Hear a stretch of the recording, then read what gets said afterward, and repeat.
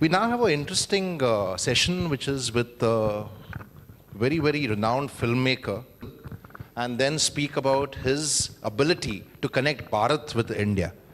So we'll play the film and then we'll have Teki Vishy talk to you about the ability to connect Bharat and India.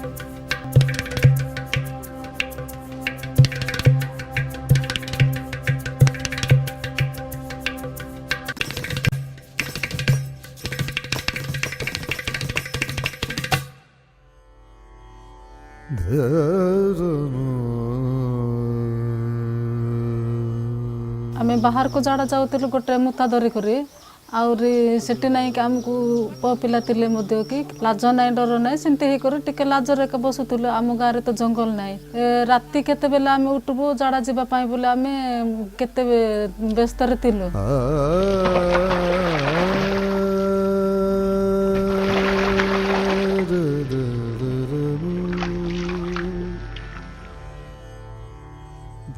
దొరకట్లేవండి కొండపోయి కొమ్ములు తెచ్చుకొని చెక్కుకోవటం వండుకోవటము కూరగాయలు అయితే ఇంకా ఎంత కనుక్కుంటామండి కూరగాయలు KG 12 రూపాయలు 13 రూపాయలు అలాగ ఉంటాయి డబ్బులు లేనప్పుడంతే ఇంకా సాగుగానండి బతకటం కాదండి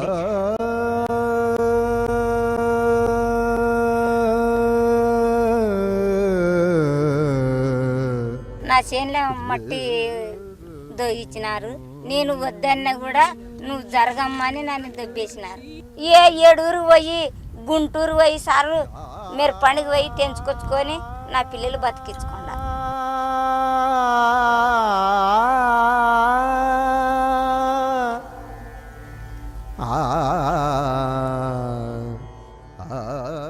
మా నాయన కాళ్ళ నొప్పులు ఉన్నాయి ఇంకా పని చేయడానికే పైసలు లేవని మా నాయన మానిపి ఇంకా పచ్చని చేయడానికే వెళ్ళినాను ఇంకా కాలేజ్ చేసి ఇంకా డిగ్రీ అవన్నీ చదవాలనుకున్నాం కానీ ఈ పని వల్ల చేయలేకపోతున్నాం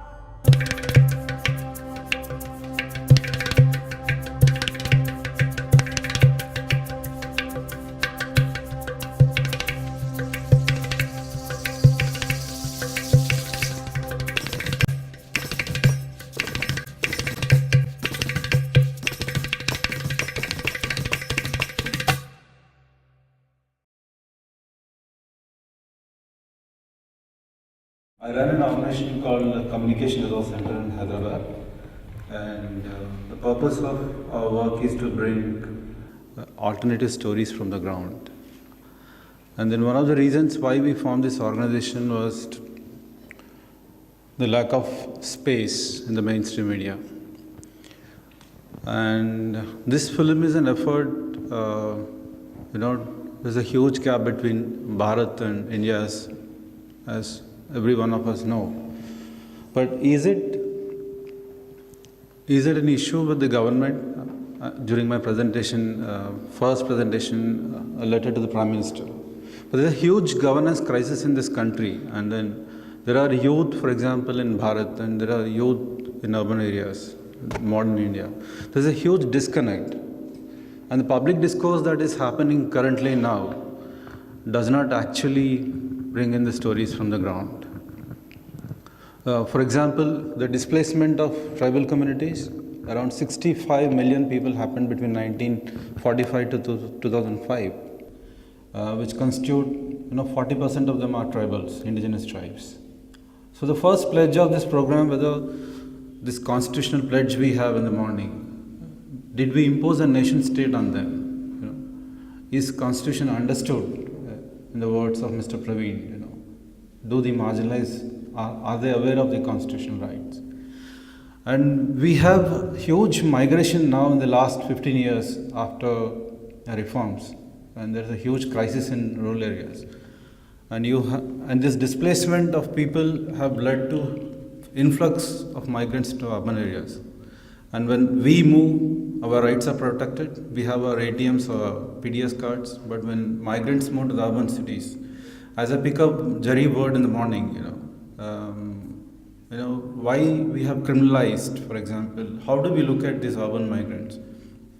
We have criminalized their existence because their entitlements, a child who migrates, its family is not entitled to get that PDS food in the urban centers. And the farming crisis, the public debates, if you look at, you have now and then, stories of farmer suicides, 2.5 lakh suicides. But is it being heard, the young Indians, And as an organization, we are reaching out to them through a lot of works which we have taken up, Do we have an insight how our population is increasing, but, we will not be able to food security needs of the country. The land under cultivation is not increasing, but demand is increasing. And this kind of debates are not coming up. And then huge urban crisis. For example, in cities, the 7 organizations which are accountable for a city like Hyderabad, which has implications on crime, access to water, education and health. And this crisis, these debates are not coming to the public domain. And we as an organization, we are bringing out these realities. And then looking at the mainstream, for example, let's also look at how your Arnab, Rahul and Srinivasan continues to, be glued. People glued to the TV sets and the stories becomes. Are these the stories which reflect India is a mute question? And we do not have alternate space, which showcase and tell the stories of India. And then increasing media domination by the corporate groups. Reliance owns, for example, Infotel, 95% of money. That's around 27 channels. So Srinivasan Jain doesn't talk beyond sensationalization of a story from urban migrants, but it doesn't talk about the governance of these cities because it's not the agenda of the media channels. We as an organization, we feel that there's need for change in public discourse. And public discourse is not contesting current political debates in the country where I'm a critic of Aam Aadmi Party and people are attracted towards it with a slogan. And they had the opportunity to address governance, but they are going back. And this is not the kind of alternate discourse that country needs. And the urban youth are attracted, people are participating in it. But there are youth from the fishers, youth from Dalits, youth from tribal unit. They do not have the space and they do not get connected. And we feel that we need a digital platform, and I think digital platform is breaking those barriers. I'm sure that Ambani will not be able to stop Facebook. He'll not be able to stop any of these platforms which are available. And I hope, when I see young migrants from Chhattisgarh, I've been following conflict-affected communities where youth, they use mobiles and they were able to assert themselves in the conflict communities between police and Maoists, and they want to go back to the forest, but they can't. So we as an organization, we are bringing these stories, and I am looking at support in creating a digital platform where the stories of ordinary people would be able to connect with the youth who are restless. When you see a response such as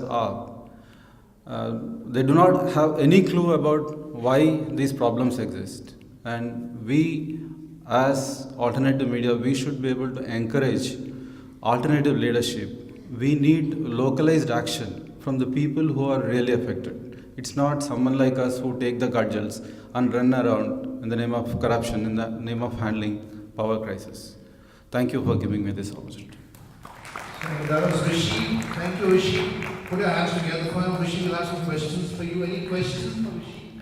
Madhavan from Chennai. Okay, Madhavan.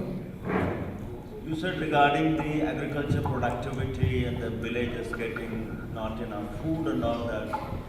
I think we are one of the lowest productivity in the world, given a good agronomical condition in the world. And we abuse water in it.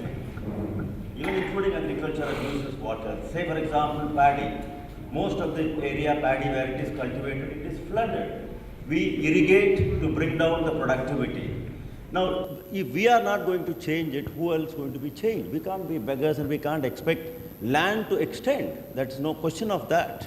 We have to increase our productivity which is within our fold. Like say take China or US or any other country agronomically much worse than us, but still their productivity is 10 times higher than what we are getting. If we can do that, we can feed the world. We don't have to worry about the other things. Thank you. See, one of the areas when you talk about the productivity is, the way we are giving our agricultural production to the big corporates.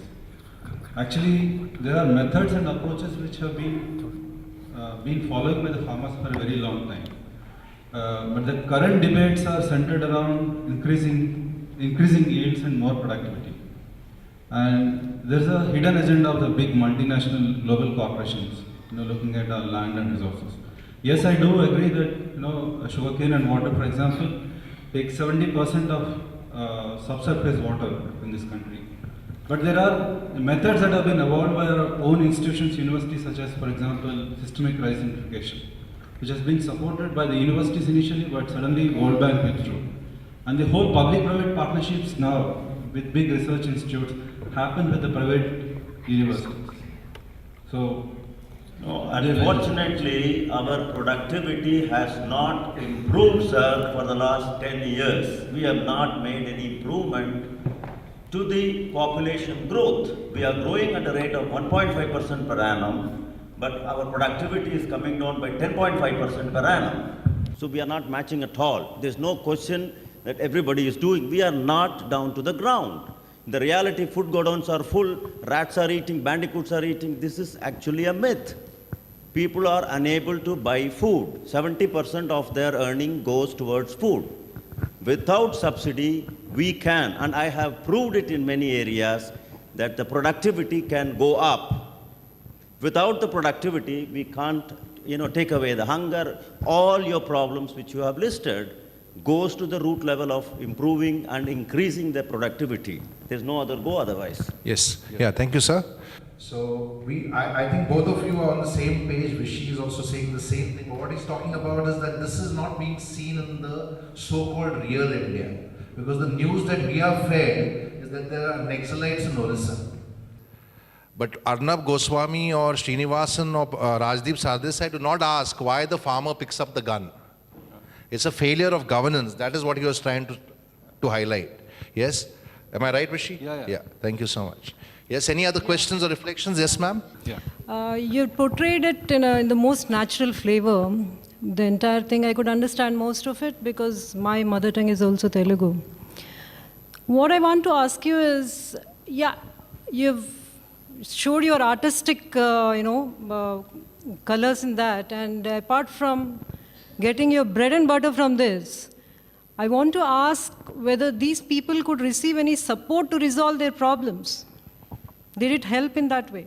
The work which we did with the conflict-affected community, for example, in Chhattisgarh, after work, the support for malnutrition has increased from 8-10 villages to 90 villages. We have around 4.5 lakh migrants who are pushed because of the killings that happened in Chhattisgarh, Salwaj. We train young social auditors in Andhra Pradesh who are involved in social audits. The government 1348 crores. I won't say that we have completely contributed. Our role is to help and support, work as a catalyzing organization. Now today, young social auditors who are trained, they're all barefoot social auditors. They capture images, they capture discrepancies, and it's put on websites. And government so far was able to recover 148 crores, the money which has been spent. The work which we are doing currently, for example, the human rights abuse that happened in Brick Hills, for example, in Hyderabad. I was involved with that work as a program person 50 years back. The film which we made called The Wealth Tamiz Das. We have used evidence, in brick-in industry, women are killed, raped and abused. They are used as a tool to silence entire community. And then they work 6 months in Hyderabad, in around 6 months. 3 to 4 lakh migrants, they would come from Orissa and work. So this particular film recently, Blood Bricks campaign under Blood Brick, BBC has used it at a very, very, very higher level. And just a couple of weeks back, again, one of the organizations where we have documented, it's went to Okadon Prize, where on IDP refugees, they were able to get insight about actually why health providers are not able to go to the area. Very simple thing, for example, a revenue department has given them a drinking water boring. I'm talking about 40,000 people who live in a no man's land between Chhattisgarh and Andhra Pradesh. So the revenue department was ready to give them a boring, but forest department say that you are illegally occupied this. There are no schools for the community, there's no PHC centers there. Right. So we were able to get the pressure on the government, and the government of Andhra Pradesh, after our efforts, it's called The Invisible, it's all on YouTube, it's made for European Commission, was able to give NRGS cards to entire 90 villages in Khammam. So thank you, Vishy. Thank you. Thank you, Shamlaji. So Vishy is a grassroots filmmaker, just doesn't make films for the creative, aesthetics of it. So the whole idea is to use documentaries to drive change. And I'm telling you that documentaries are driving change in this country, being a part of the Indian Documentary Foundation. Yeah. Thank you, Vishy. May we have Mehul to give away the certificate to Vishy Teki, please?